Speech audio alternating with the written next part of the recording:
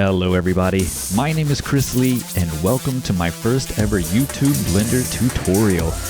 Oh man, I've been wanting to do Blender tutorials since I was a child. Okay, so maybe not a child, well maybe, since I still act like one every now and then. Anyway, in this tutorial we're going to create the puzzle box you see here from Hellraiser, an awesome movie. We'll do all the modeling, or really the lack thereof, because we don't do much modeling at all. We'll do the texturing, the animation, the rendering, everything you see in the video right before you. And speaking of seeing things, if you haven't seen it already, check out my Udemy course about how to recreate the elevator scene from The Shining. You'll find the link in the description below. So, without further ado, let's get started. Alright, so to create a puzzle box, we first need a cube. And if you don't have one in the scene already, just press Shift and A and select cube from the list. Now I'm going to bring mine up so that it sits on the grid floor. So I'm going to press and hold this little Z axis, hold Control down on my keyboard and just bring it up. And now it's sitting on the floor, or the grid floor. Now we need to add a texture to this cube, but in order to do that we have to unwrap it first. And to do that is pretty simple actually. We'll tab into edit mode, and if you don't have this cool little pie menu here, just go to File, User Preferences, and the Add-ons tab.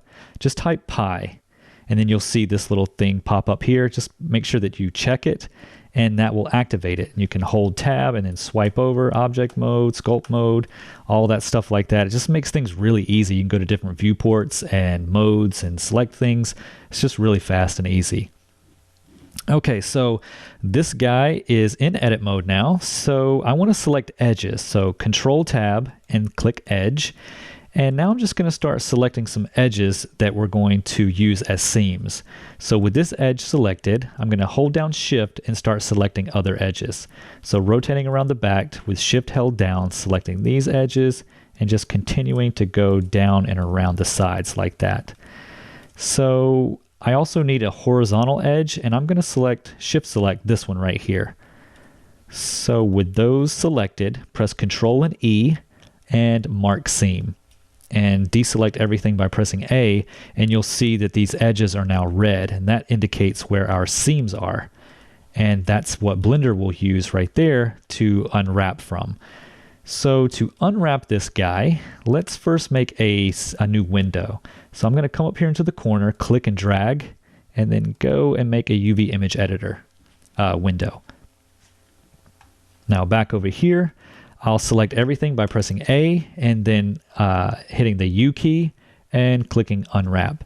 And there it is. It kind of just unfolded our cube like a cardboard box, and it's like really simple, and this is exactly what we want.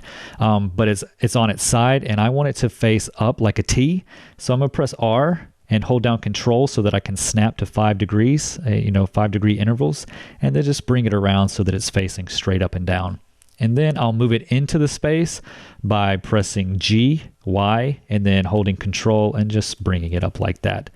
And that's pretty much it. That's how we unwrap our future puzzle box here. So let's go back into object mode. And we're going to add a material to this guy. So I'm going to go to Material tab, press New, and then let's name this MAT for material. So mat_ puzzle texture, I guess that'll work. Make sure that you have the Cycles render engine selected up here. So we'll go to Surface, and right here, this little button, click it and press Image Texture, and click Open, and then navigate to the puzzlebox.png. Now, even though I'm not going to provide this, there will be a link to this texture in the description. And this is going to go to our man right here. I don't want to butcher his name, so I'm not going to try to pronounce that. But this is really cool. He's got this cool texture here that I suppose that you print out on paper and create your own little paper puzzle box. You can cut it out of paper and then fold it and tape it so that it stays together, and yeah, you'll have a nice little paper Hellraiser box. But yeah, just right click this guy and save image as, and then maybe come over here and say, hey man, you did a good job. But this PNG, I can't provide it because obviously it's not mine, but go to there, go to that link and download it. And then when you have it, just navigate to it, select it, and open the image. And we're not going to be able to see it right now because by default everything's in solid mode. So if you come down here, you can click this and go to texture, or you can hold down tab and swipe. Let's see, nope, not tab, Z key. Press the Z key and tab up to or swipe up to texture, and then you can see it like that. So Z shows wireframe, Z swipe to solid, hold down Z, swipe up to texture, let go of Z, and there it is. But it's kind of messed up at the moment. Nothing's really lining up properly. And so I'll tab back into edit mode. And over here, I'll just select the puzzle box from our little list. You probably won't have all of this stuff, but just select the puzzle box and that will show it right here. And you can see where our edges are right now. They're not really lining up where they're supposed to be. And it's a really quick fix, actually. You can just Control Tab, select edges, and then just press the G key to bring it down. Now, if you just press G and move it, it's going to be like all wobbly. So just press the Y key and that'll constrain it to up and down. So then we can just kind of like bring it right there. And you can just do this to all of the edges, G, Y, like so, and just kind of get them where they need to be. Now, since there's space between these little images, when we do like move the edges, just kind of like split the difference between the two edges here. So this side will have some brown and this side will have some brown. And speaking of brown, you'll notice that my picture is all brown here, where yours will most likely be white. And all I did was bring this image into Krita and fill it with brown so that it just looked a little more consistent. And just in case I had to move an edge and it got too close to the white, I didn't want to risk that, so I just filled it with brown. But you don't have to do that. It's not really a big deal. So I could select this edge here, press the G key and then X to constrain it, and then just move it over like that.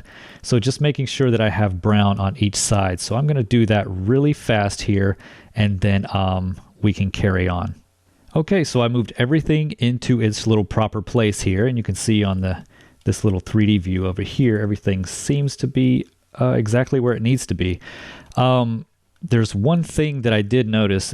The images, these little box images right here, don't line up perfectly. So if you like went down this line here, you'll notice that it doesn't quite line up correctly. So there'll be more brown on this side than there is on this side, but that's okay. For the tutorial, it's no big deal. If you wanted to select these little individual images and move them over in like, I don't know, Photoshop or Krita or GIMP or whatever it is, then you could do that to make it a little more precise. But for what we're doing, this is okay. So with everything correct now, I'll just click here, drag to the right, and then drag back to the left to make this view whole again. So tab into object mode. Yeah, and there we go. This is our puzzle box ready to go. So what we need to do now is just start slicing it up so that we can make two parts out of this and use one part to animate and make it look all like it's supposed to in the movie. So let's start cutting this bad boy up. Okay, so to cut this up, we're going to use booleans. But before we can even get to that point, we need to create a shape to use as a guide. So let's do that from the top view. So press 7 on the numpad to go to the top view, Shift A, and select Mesh Circle, just like that. And we can't really see it right now. And we could if we brought it up. So I'm going to just bring this up like so and go back to the top view. So now we can see our circle just fine.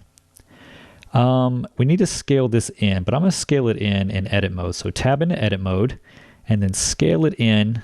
It's almost perfect, really, the default circle. I think the default circle has 32 vertices, which I believe is going to be just fine for this. Okay, so with that in place, I don't want it to be on the edge here. I want it to be a little more in. So something like, I don't know, something like that should do fine. So Control Tab and select vertices. And let's see. We need to cut this thing out like every other one. So starting from this little shape here, we need to make a shape there and then skip this one, do this one, then do this one, just skip them all the way around.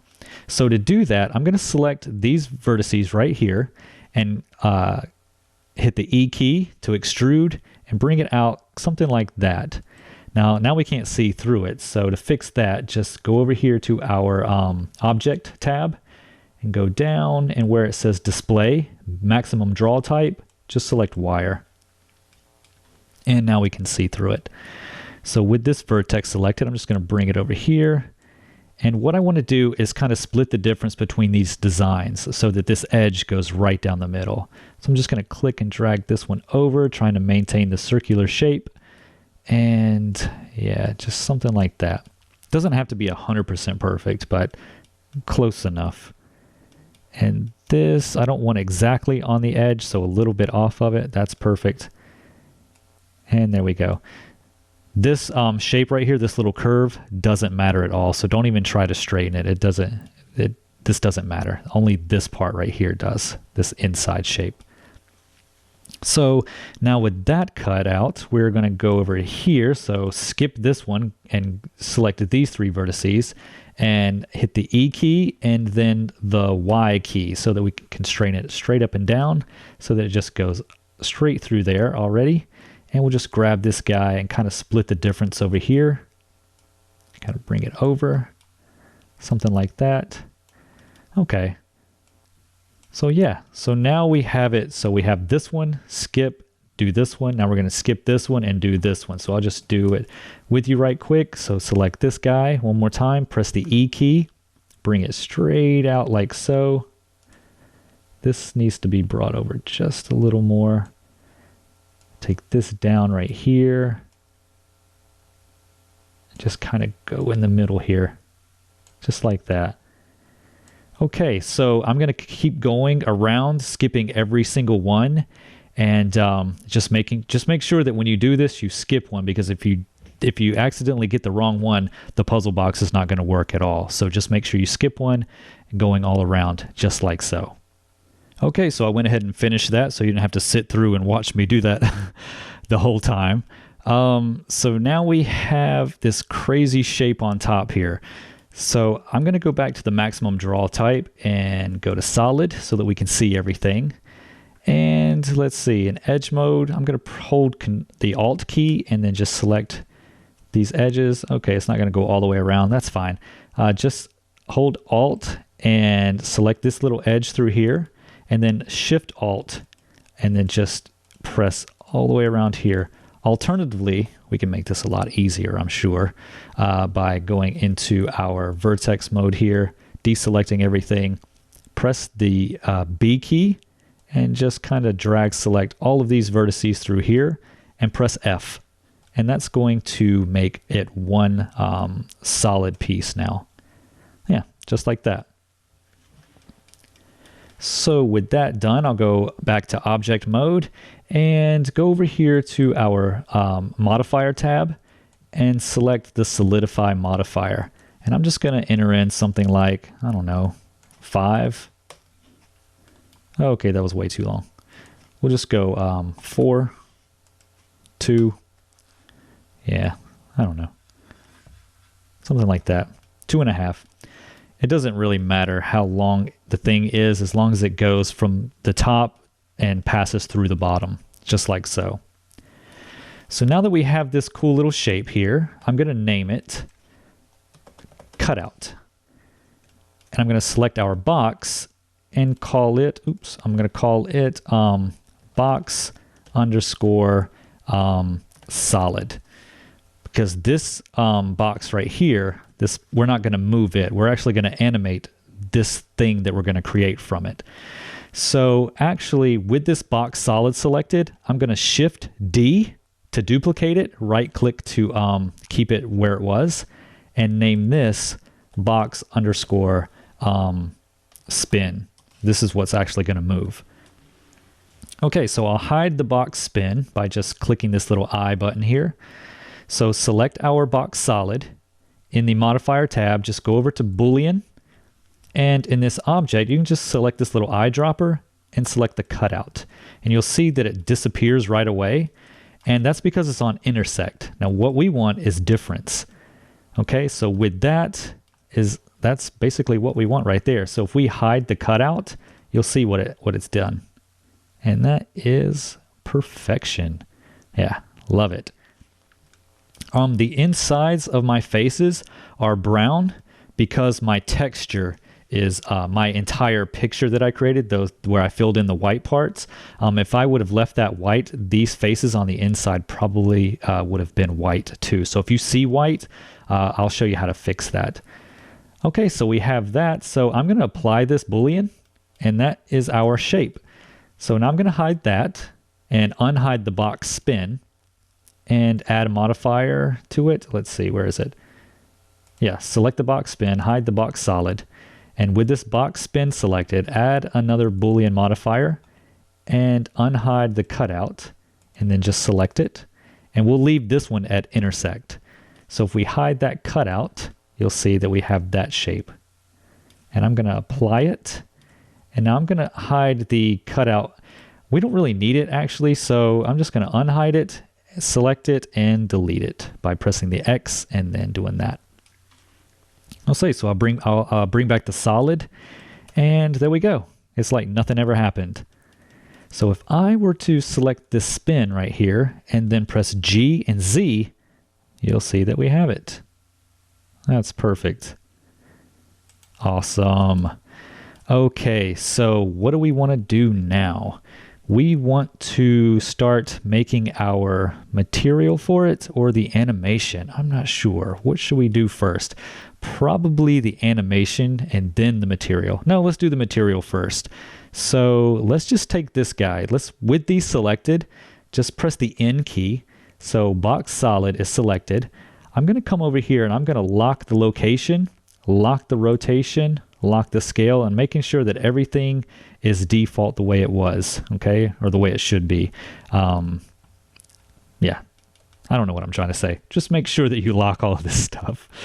With the box spin, don't lock the locations except for the X and the Y, because if I press G and start moving it, no matter where my mouse goes, it only moves up in the Z.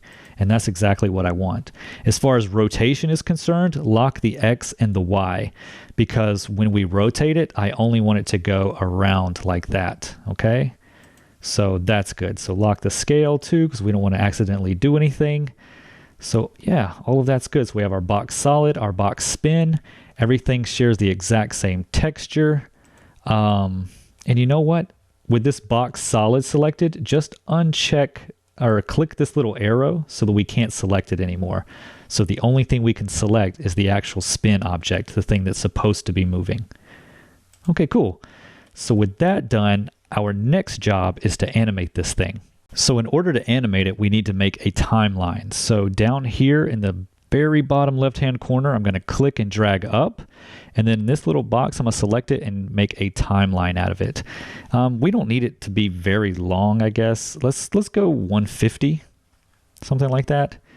Let's see, 24 frames in a second. Let's see, calculator. 24 frames in a second times 5 seconds, 120 frames. Yeah, so it's going to be about 6 seconds or something like that. I guess that's good enough, right? You can make it as long as you want to or as short, but I'm going to do 150 frames.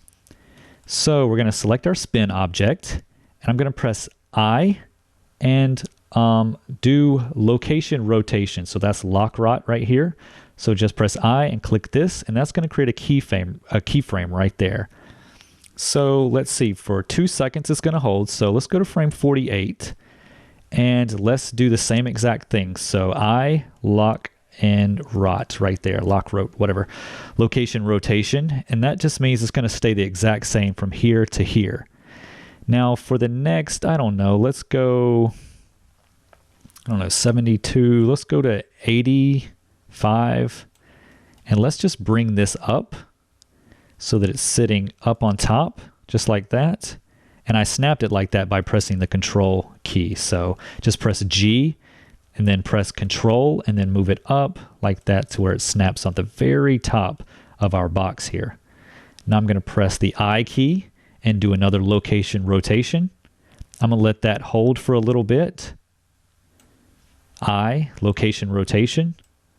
All right, so that moves up like so, holds a little bit, and now it's going to spin. So let it spin. It's going to have to spin around more than once. So I'm going to press the R key and then hold control and then just let it go like, I'm trying to think how long it's supposed to be. I think this right here. So let's do that again. Holding, press the R key and then control and then just rotate it. How long is this supposed to be rotated? I do not know. I like how I can just hold this and it won't go any further. Let's see. Let's rotate it. Negative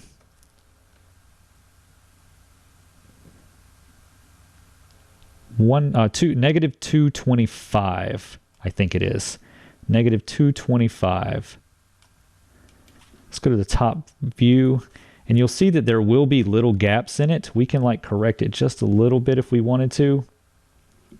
And that's just because our textures don't really line up as perfectly as we want them to. But just somewhere right around there. All right, so press the I key and location rotation. All right, so it spins. Lets it hold for a little bit from 130 to, I don't know, say 146. Location rotation. And we'll just make this a little longer. Let's just make it 200. And then at frame 200, we'll press the G key and control and bring it down like so. So now we have it like that. And there'll be a little bit of gaps in it right here. Like if you look at the top, you'll see small gaps. And I looked online too at some real puzzle boxes that you put together, and there were some gaps in that thing too. So I'm going to say it's going to be okay. You'll know that you rotated it correctly if these little edges here line up like and make a pattern. So these faces right here, they should make a pattern just like that. So I'm going to press I, location rotation. And did I do it? Oh yeah, location rotation. Okay, so just like that. So if we play through,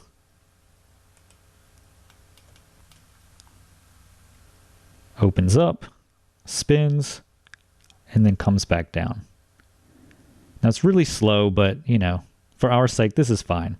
If we want to speed it up any, we can click and drag here in this little left-hand corner window. Just bring this up, make this a dope sheet.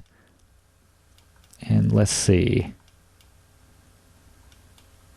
Let's just take these keyframes and bring them back some. Shift select these and bring them back as well.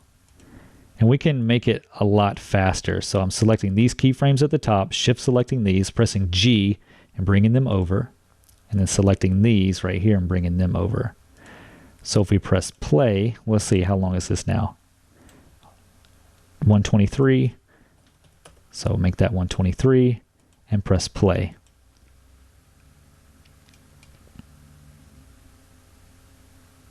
And there you go. And if you want it to hold at the end, you can just make it like 140 and it'll hold a little bit before it goes back to the beginning. So it goes up, it spins, and comes down. Just like that.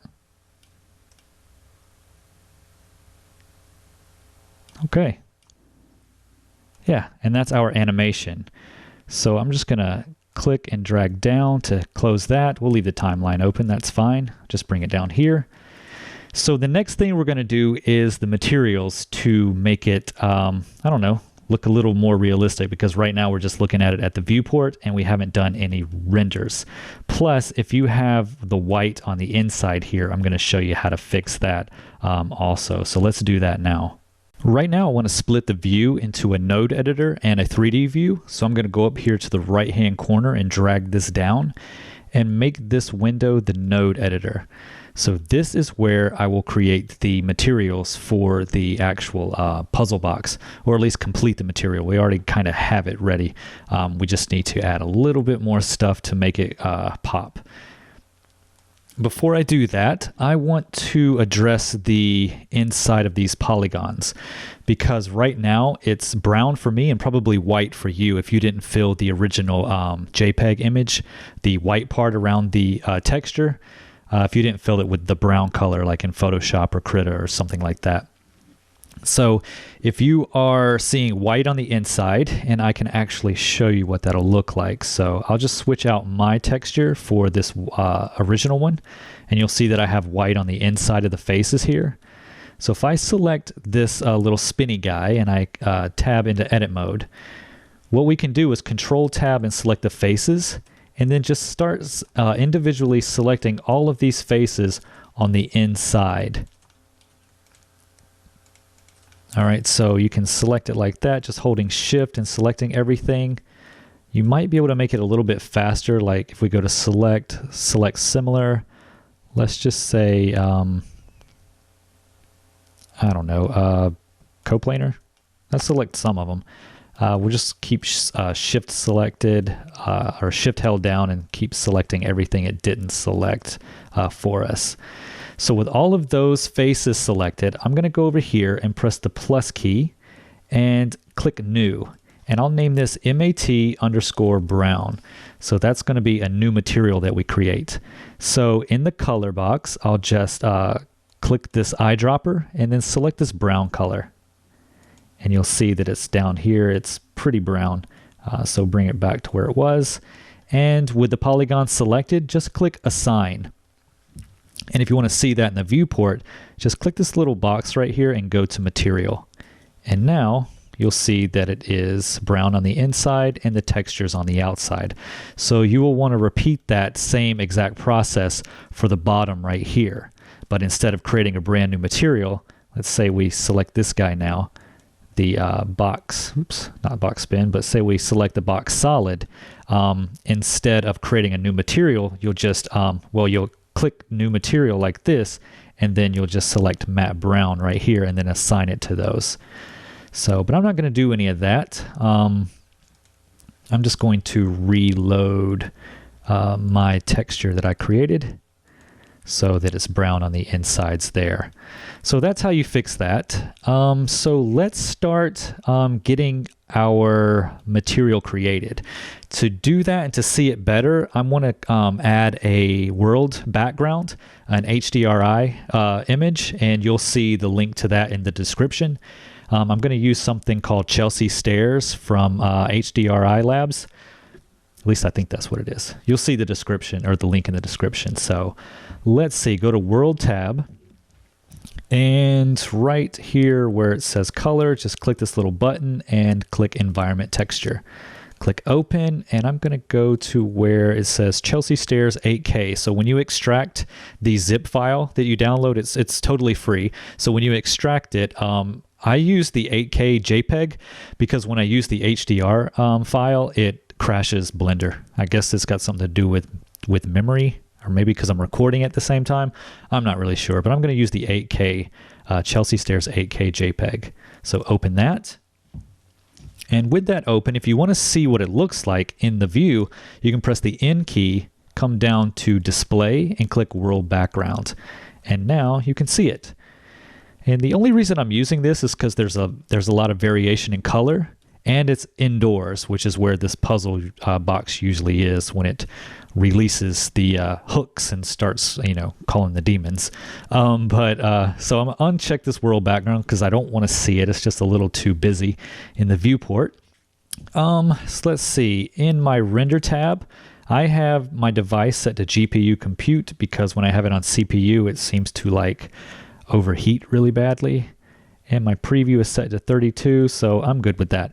So in this little viewport here, I'm going to press Control B and do a little box select like that. And then click this button and go to Rendered.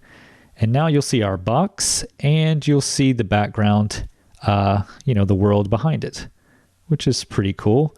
If you don't want to see that, just go down to, let's see, Film and click Transparent. And now you'll see the lighting, but you won't see the actual image. And I think that's what I'm going to leave it set as. All right, so let's go back to the World tab and bump this guy up to maybe 6 in the strength. so that we have a lot of light in our scene. Maybe 7. Okay, so right now our box, it looks a little flat. Just, you know, there's no glossiness, no reflections, no bump or anything. So let's start adding some glossiness to it. So to do that, let's see. We have our diffuse here, Shift A, shader, and go to mix shader. Drag and drop that on that line. Shift A and go to glossy shader. So just connect these like that. And now we have this big time glossy puzzle box here. And let me just do this. Okay, before I start tweaking the glossy values, I want to add a bump texture to this just so we can see what's happening. So I'm going to take this image texture and Shift D and duplicate it over here. All right, so right now it's just a color. It's just color information. So if I hit Shift A and go to diffuse and connect here and go into the surface here, you'll see that we have the same exact thing as before. But I want to make this texture black and white so that we can use it as a bump map. So Shift A and go to converter RGB to black and white and just drag and drop it on that connection, and you'll see that it turns it black and white. So if I destroy this diffuse by hitting X and then just drag this back to the surface and then take this guy right here and plug it into the displacement, you'll see that now we have some bump going on. Just a little too much bump, but we can control that by hitting Shift and A, go to Converter Math and drop that in there. And we can take this down to, let's say, 0.2. Yeah, 0.2 is fine, I think. Okay, so this is a good little spot right here. I'll just collapse these guys to keep them neat and out of my way. Okay, so mix shader, image shader over here. Whoops, went crazy. All right, so let's start playing with this glossiness right here. Let's take this roughness value down to 0.02. Yeah, 0.02 seems pretty good. All right. Right now it's half diffuse and half glossiness, and I want it to be really glossy. I don't want it to be too colorful, but I'm going to take this mix shader and go 0.1. And 0.1, what it does is it goes to the left here, it favors this diffuse, and if you take it all the way to the right, it favors the bottom. Okay, so I'm just going to bring it, I don't know, 0.245 might even be good. Okay, so that's looking cool. I'm going to take it back to the first frame. I don't want these flat areas to be totally reflective though, so maybe I should go 0.15. Something like that.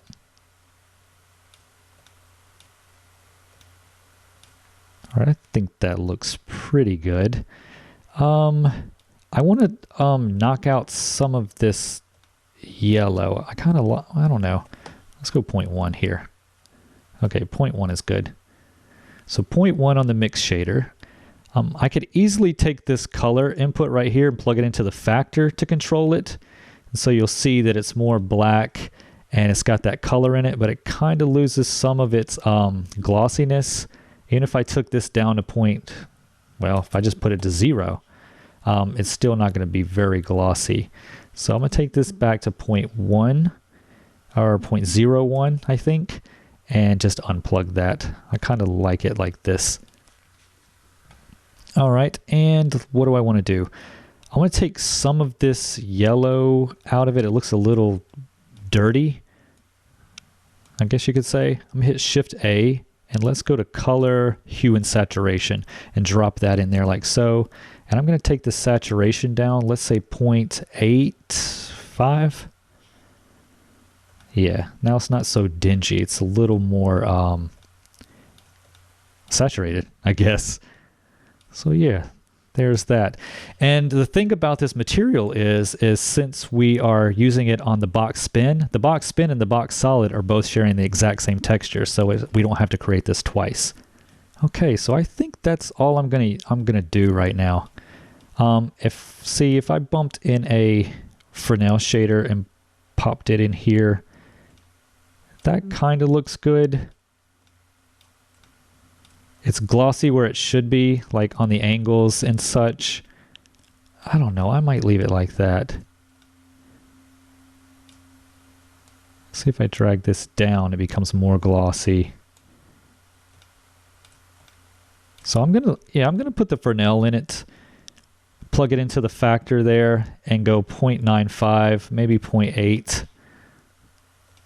Is that too much? Might be 0.045. Yeah. Let's take this out. I can't decide. I can't make up my mind. I think I like it like this. That's fine with me. No, I'm going to put the Fresnel in it. You're probably going to kill me.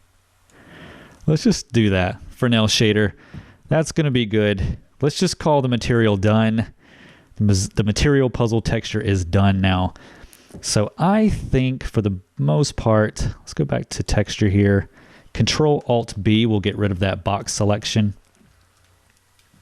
And now that the material is done, all we have to do now is just render out the animation, I think, right? So yeah, let's get ready to do that. We're going to render out the animation and put it together in a video file next. Okay, so before I start rendering the animation and such, I want to make sure that everything is smooth on the inside of the box spin. So if I were to bring this up and just look in this area, I'm gonna hold down Z and go to solid view, and you'll see right here that there's an edge that just goes right down here, and that's kind of going to mess with the reflections as it starts spinning around.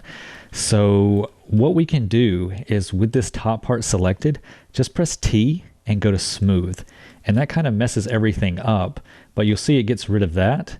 So if we go over to the modifier tab, add modifier, and do edge split, that will take care of everything else, but keep everything at this 30-degree angle. The polygons that are at that 30-degree angle, it'll make them really smooth. So that takes care of that for us, and we don't have to add any kind of subdivision surface modifier or anything like that. I'm also going to do that with the bottom, though we probably won't see much, but let's do it anyway. So smooth, and then edge split, so we take care of that, and we can just apply that. So apply that, hold down Z and go back to texture, and that takes care of that. So we need a camera in the scene to look through so we can render our animation. So Shift A and create a camera. I'm gonna press 0 to go to look through the camera. And with, let's see, go to view. I'm gonna make sure that lock camera to view is selected. And I'm just going to kind of move this into place here. Go back to the first frame. And, well, let me just spin through here. I wanna see, where do I want to render? What do I wanna render? I'm thinking, I like this, this little guy right here. So let me set him up. And make sure that it doesn't go all the way to the top. Maybe back something like that, because I want to see the top part right there. So we'll see that, and it'll come up, spin, and go back down. So let's just test the render by doing a quick little render of the this frame right here. So I'm gonna leave that at 50% for the moment. In the light paths, I just made minimum 0, and then I clicked this one and dragged down to select everything, and just pressed or just entered 8 in there, because it doesn't really need that much. Uncheck reflective and refractive caustics, because we don't need them. We might not even need shadows, but I'll leave those alone. I'm gonna click transparent because I don't want to see the world background in the render image. And let's see here, I think that is fine. So I'm gonna render this right now. Just kind of zoom in to see. And yeah. Okay, I dig that. So we're gonna go with this camera angle right here. So let's see how high it goes up. We see the reflections on the inside there. That's fine.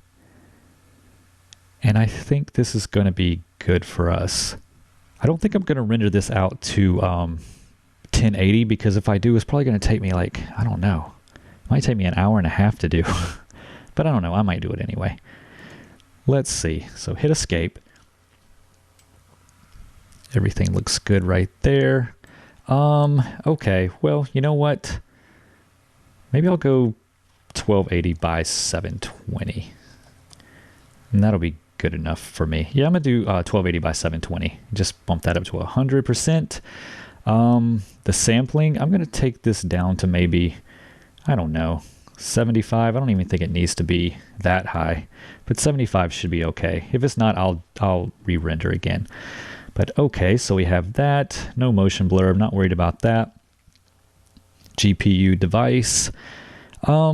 If we render out these first 30 frames, that's going to be a waste because it's all the exact same frame. So if we were rendering to a straight movie file like MPEG, it would be fine. But if we did that and Blender crashed, then we would lose everything that we did. So I like to render out as PNG sequence, image sequence, because then if Blender crashes, you know, somewhere in the middle of the render or the animation, then we can just start it over at that point and it'll be okay. But if we try to render it out as a movie file and it crashes, then we lose everything and all that time. So I'm going to render it out to a PNG sequence. And when we render out the animation as a sequence, we can bring it back into the image editor, or not the image editor, but the video sequence editor. And we can just put this like first frame and just extend it 30 frames and then bring in the sequence and let this play out.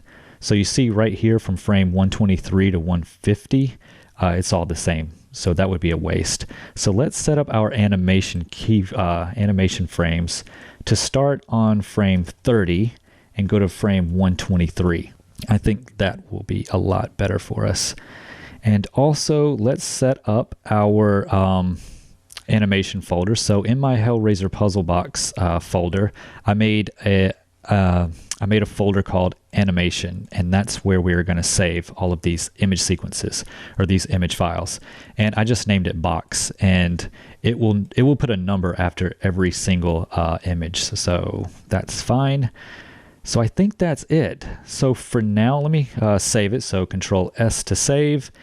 And we're going to render this out. So it starts at frame 30, ends at frame 123, 1280 by 720. And let me just press animation.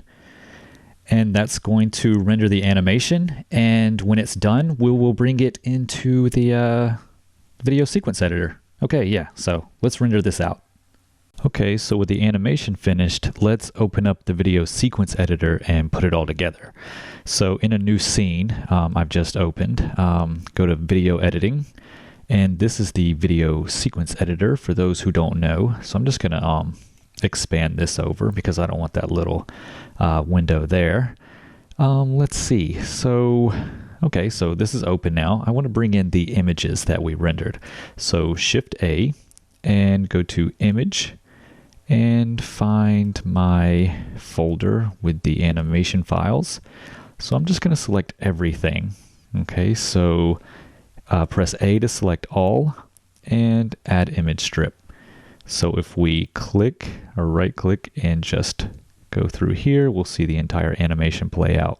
The thing about it is it starts right away. So we want to hold the first frame for a little while and then hold the last frame. So let's bring this to about, I don't know, where it says 30.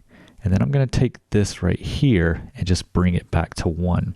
So that is going to hold this first frame like so. So it holds and then it animates and then it ends right here. So I'm going to take this little arrow and drag it to, let's say, 150. That should be fine.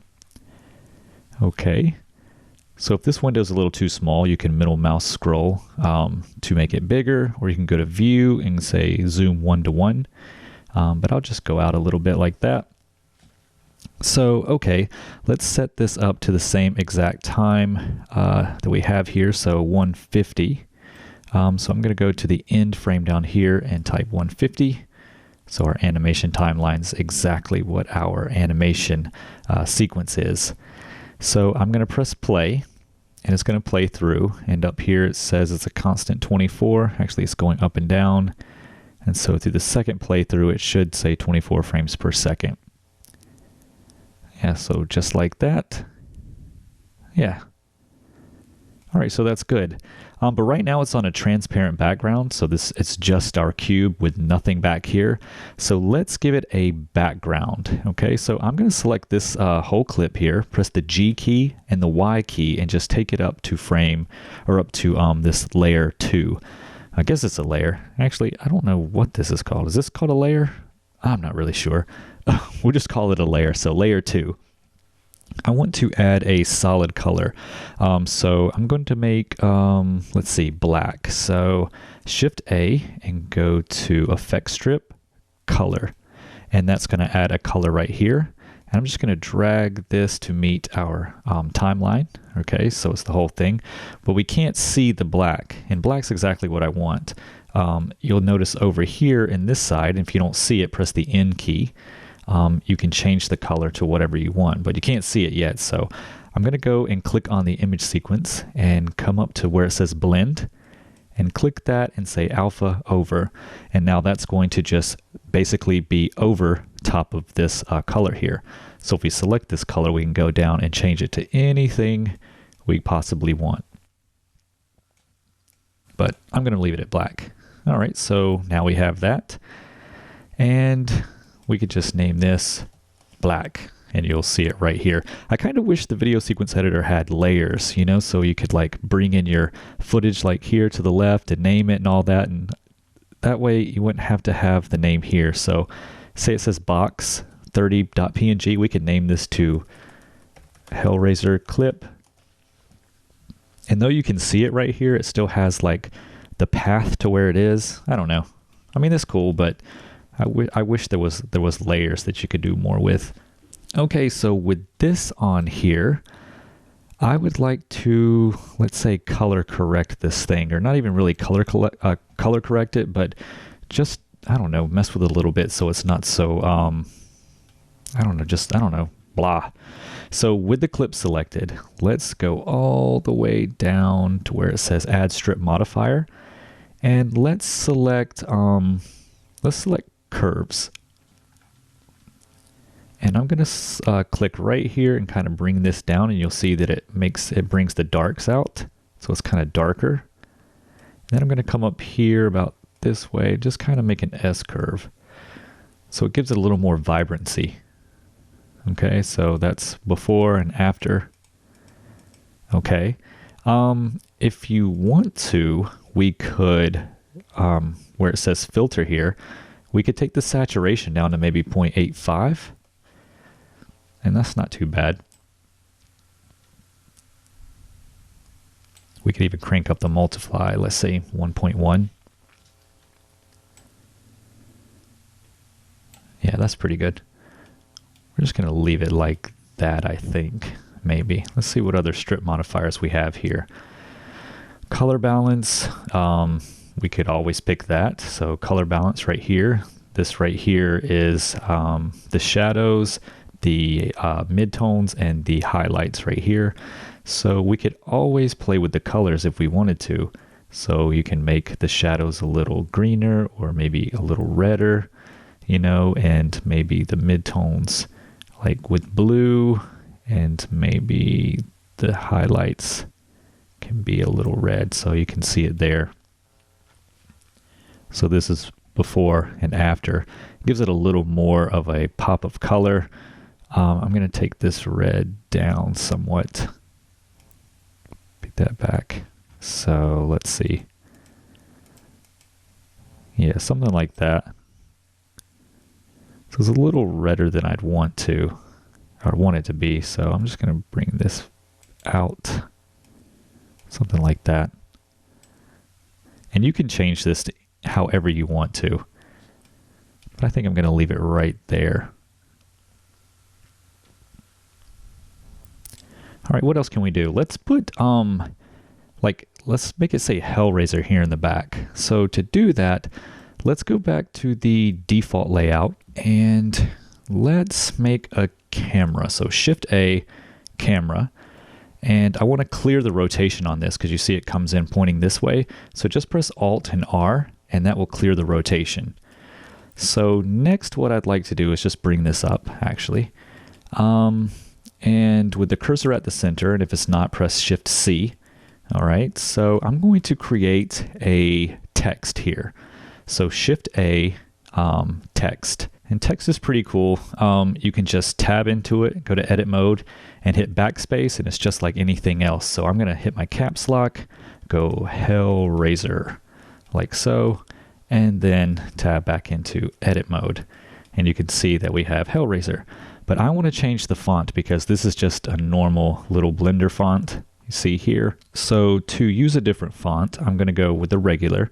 Just click this little folder and you can go to your Windows folder, fonts, and then pick whatever font that you want. I actually downloaded a Hellraiser font from dafont.com and I'll link that in the description. So I can't distribute that, you know, it's in the license. So you can go to that link and download the exact font, install it on your system, and then use it in this tutorial if you would like to. So I'm looking for Hellraiser 3.ttf. So I'm going to click that, open font, and yeah, now it says Hellraiser in this really cool font. I really like that. So I'm going to press 0 to go into my camera view, and I'm just going to bring the font over like this so that's inside the camera view. It doesn't really matter if it's centered or not because we can change the transformation or the location in the video sequence editor. So what I'd like to do now is give it a color. So let's actually go to the render tab first and make this 1280 by 720 because we want to make this match the animation resolution that we had earlier. Okay, so that's in there like so. That's nice. I'll bump this up to 100. So let me go to the material tab, click new, and change this to a nice red. And you can't really see it in the viewport. So Z and material, and now we can see it. So yeah, that looks cool. I'll probably bring this down a tad just so it's a little darker blood red instead of so bright. Yeah, I'm just gonna leave it like that. I don't want any kind of gloss or anything. So what else do I want? I'm just gonna render this out. So let's go to click transparent because I don't want a background. Sampling, we'll just make it 50. It doesn't really matter for text. I don't think it's going to be that noisy. So cool. All right, so I'm going to head back out of camera view because I want to make this in a whole new scene because if I press render right now, it'll show the box. So let me get out of there, press escape, and I'm going to select my text, shift select the camera. Okay, so the text is selected, shift select the camera, go up here and hit, let's see, plus, and then link the objects. So now we have a brand new scene and we can name this Hellraiser font if we want to. So now when we hit render, you'll see that we have this nice little text here and it's not worrying about that other thing. If we were to switch this back to the main scene and hit render, then it's going to render that. So we have two new scenes here. This is really dark and there's a reason for that. I didn't add a light. So Shift A, go to lamp and click Hemi. And that's just going to create a lamp like, oops, I didn't mean to do that. Why did I do that? What do I have selected here? I don't know what I have selected. Where's my camera? Did I move that? I did. Alt R and let's go back to the camera view. All right. So just bring that down a little bit. Okay. The Hemi lamp is just going to point straight down. So back in the camera view, pressing 0 on the numpad, click render. Yeah, and it's a little brighter now. I can even increase that lamp to, let's say, 2 and render it out. Okay, and now we have Hellraiser. So I'll go down to Image, Save as Image, and click it right here. You see I've already done it in the past already, so I'll just name it hellraiser.png, make sure that it's RGBA, and click Save as Image. Now I will go back to my video editor, and I'm going to bring in that image. So Shift A, Image, and go up to the textures and Hellraiser. So now that's in there, but of course it is over everything. Let me click this little arrow, and if you want to, when you're moving this arrow, if you press Control, it'll automatically snap to the end.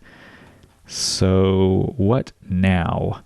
Let's go to Blend and select Alpha Over so that we have that. But if you play it, it's going to be behind it. The animation is going to be behind it.